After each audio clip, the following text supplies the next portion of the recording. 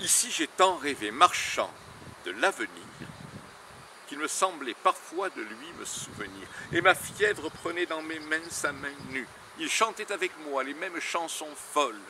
Je sentais son haleine et déjà nos paroles traduisaient sans effort les choses inconnues.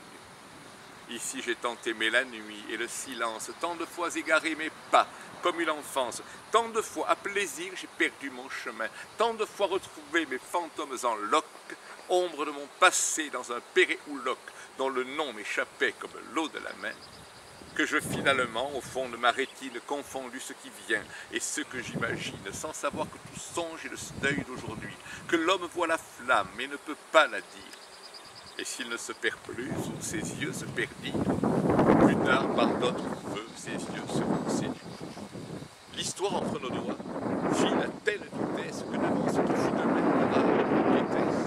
Au milieu des refrains dont notre cœur s'éplume, commence à minuer à ceux qui les passent. Nous avons appelé notre cage l'espace et déjà ces barreaux ne nous contiennent plus. Pour borner l'existence avec un témoignage en vain de nos tombons,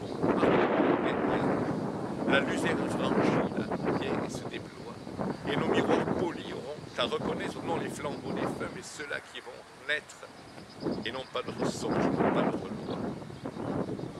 Dans ce siècle, la guerre atteignait le solstice, les hommes plus profonds, les noirs, l'injustice, vers l'étoile tournaient leurs yeux d'étonnement, et j'étais parmi eux, partageant leur colère, croyant l'aube prochaine à toute ombre plus claire, à tout pas dans la nuit, croyant au dénouement.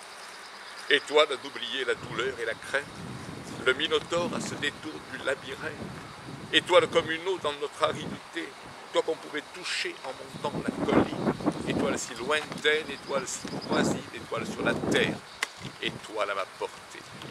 Je mettais son contraire au lieu de toute chose. J'imaginais la vie et ses métamorphoses comme une féerie énorme et machinée. C'était un jardin bleu tintant comme un cristal dont les pieds fabuleux marchaient sur des pétales et cependant les fleurs jamais n'étaient fanées. J'attendais un bonheur aussi grand que la mer et de l'eau couchante, couleur de la chimère, un amour arraché de ses chaînes impies. Mais la réalité l'entend d'une autre oreille et c'est à sa façon qu'elle fait des merveilles. Tant pis pour les rêveurs, tant pis pour l'utopie. Le printemps s'il fleurit et l'homme enfin s'il change. Est-ce opération des elfes ou des anges ou ligne de la main pour les chiromancies? On sourira de nous comme de faux prophètes qui prirent l'horizon pour une immense fête sans voir les clous perçant les pommes du Messie. On sourira de nous pour le meilleur de l'âme. On sourira de nous d'avoir aimé la flamme au point d'en devenir nous-mêmes l'aliment. Et comme il est facile après coup de conclure contre la main brûlée, en voyant la brûlure, on sourira de nous pour notre dévouement. Quoi? Je me suis trompé 100 000 fois de vous. Vous chantez les vertus négatives du doute, vous vantez les chemins que la prudence suit. Eh bien, j'ai donc perdu ma vie et mes chaussures. Je suis dans le fossé, je compte mes blessures. Je n'arriverai pas jusqu'au bout de la nuit.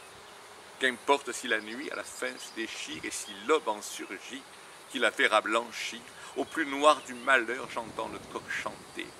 Je porte la victoire au cœur de mon désastre. Auriez-vous crevé les yeux de tous les astres? Je porte le soleil dans mon obscurité.